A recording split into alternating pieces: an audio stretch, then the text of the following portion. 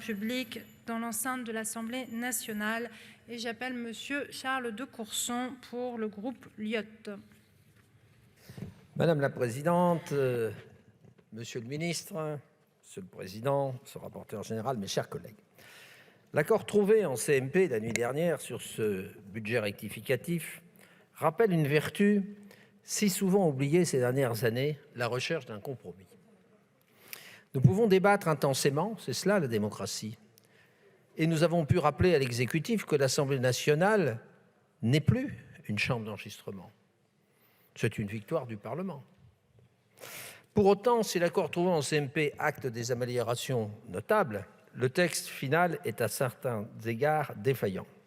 Je commencerai par les évolutions positives qui rendront du pouvoir d'achat aux Français. Notre groupe salue le compromis trouvé sur la nouvelle aide exceptionnelle de rentrée pour les près de 8 millions de foyers les plus modestes. À rebours de certains discours, nous nous refusons à opposer précaires et travailleurs modestes. Nous disons cela alors que nous aurons à examiner à la rentrée une nouvelle réforme du Code du travail et de l'assurance chômage. Il importait donc d'assurer un versement de l'aide de rentrée pour les bénéficiaires de prestations sociales et pour ceux bénéficiaires de la prime d'activité. C'est ainsi que nous concevons la solidarité nationale. Ce texte revalorise également les prestations sociales et les pensions de base, c'est positif, même si ces revalorisations restent inférieures à l'inflation qui approchera les 7% à la fin de cette année. Mais ce que soulignait notre amendement d'appel, le fameux amendement à 500 millions, revalorisant les pensions de retraite, il aura au moins permis d'obtenir l'engagement du ministre pour une revalorisation dès le 1er janvier 2023 à hauteur du différentiel d'inflation constaté fin décembre. S'agissant des collectivités territoriales, notre groupe a su initier une réelle logique de compensation. Que n'ai-je entendu, mes chers collègues, en commission, lorsque mes amendements ont été adoptés? Certains ont dit « c'est un irresponsable ». S'adressant à moi, je dirais « c'est un peu excessif comme propos ». Et c'est assez amusant puisque notre groupe peut saluer le maintien de notre amendement de compensation à l'euro près de la revalorisation du RSA pour les départements, soit 120 millions. Et nous attendons, Monsieur le Ministre, sa consolidation, Messieurs les ministres, dans le budget 2023 à hauteur de 240 millions. Nous avons également initié une aide analogue à la destination du bloc communal et, après bien des péripéties, la nouvelle enveloppe de 430 millions d'euros votée au Sénat permettra de soutenir les communes les plus en difficulté, en particulier dans les zones rurales et en outre-mer. Monsieur le ministre, j'en viens maintenant aux failles de ce texte. Elles sont nombreuses. Première critique, où sont les mesures ciblées? Lorsque les comptes publics sont dans le rouge, et ils le sont avec un déficit structurel de 3,6 points de PIB d'après vos estimations, il faut dépenser efficacement, cibler en priorité les foyers et les travailleurs les plus modestes.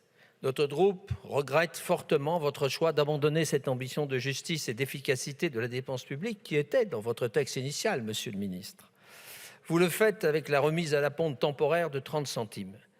Mais, Monsieur le ministre, vous disiez que vous ne vouliez pas, je cite, d'un compromis qui s'achète à coups de milliards.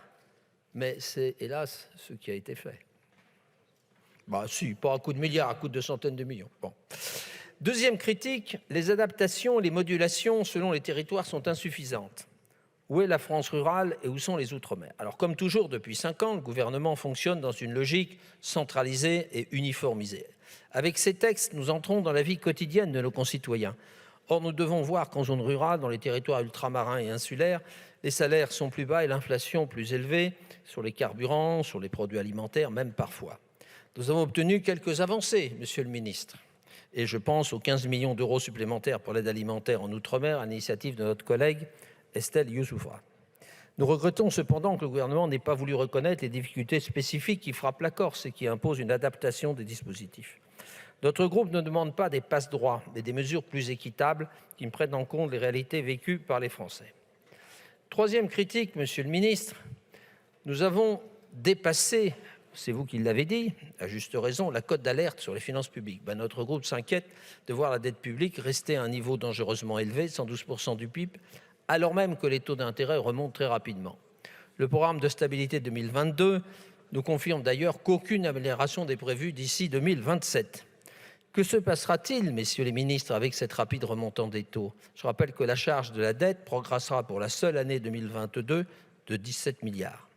Et puis, quatrième critique, la suppression de la contribution à l'audiovisuel public. Là encore, supprimer cet impôt, on peut en discuter. Le vrai problème, c'est le financement de l'audiovisuel public pour respecter son indépendance. Merci de conclure.